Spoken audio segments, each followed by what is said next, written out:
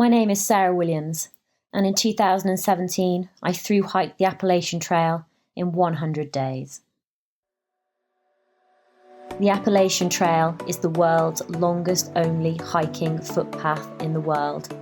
The trail is on the east coast of America, and starting in Springer Mountain, Georgia, it runs 2,190 miles to Mount Katahdin in Maine.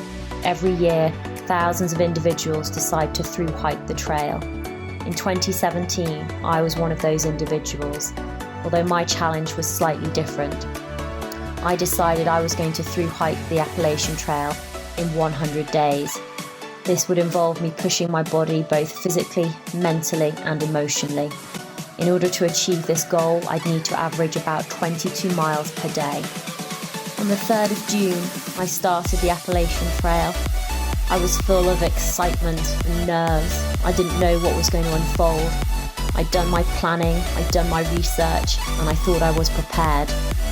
But how prepared can you actually be when you're out there in the woods, solo and unsupported, facing the elements, dealing with the weather, dealing with the day-to-day challenge, dealing with the routine, dealing with walking through the mud and the rain, tripping over roots, falling over. I know I need to get up. Struggling to maintain your weight, struggling to maintain your focus, struggling to maintain your morale. Days on the trail were hard, they were tough, and it tested me mentally and physically. But there are also those moments which stick in your memory. The views, the climbs, the sights, the people, the wildlife. The end of a long day, reaching the summit, reaching the hut, getting into your tent, getting into your warm sleeping bag, and knowing that what you'd set out to achieve, you'd done. Throughout the full 100 days, I only took 2 0 days. By the end, my body was starting to break down. I'd lost over 2 stone in weight. I couldn't control my emotions. My hip bones were sticking out and being rubbed red raw from my backpack. Fingers are disintegrating, feet are disintegrating, body is disintegrating, morale is disintegrating. I didn't think I'd ever be able to reach the finish on the 10th of September. I was constantly behind. Yep, there's the blaze. This is what I'm facing just over and over again. The ground is just sodden. It's just insane. Like, that's the direction I'm meant to be going. Every single day, I didn't seem to be making any progress, no matter how hard I tried. This has been just horrendous. Like yesterday, falling and slipping in the mud, banging both elbows, fording all these blooming rivers, getting to the shelter last night, stomach really not feeling good, I was sick. The miles just wouldn't come. I just couldn't tick them off quickly enough. I was constantly behind, constantly chasing. And that was one of the hardest lessons that I had to learn. To persevere, to keep going, to keep getting up every single day, even when you didn't want to put one step in front of the other, to keep moving forward, to keep seeing the white blazes, to keep knowing that you were on the right footpath, and that you were going to make it in the end.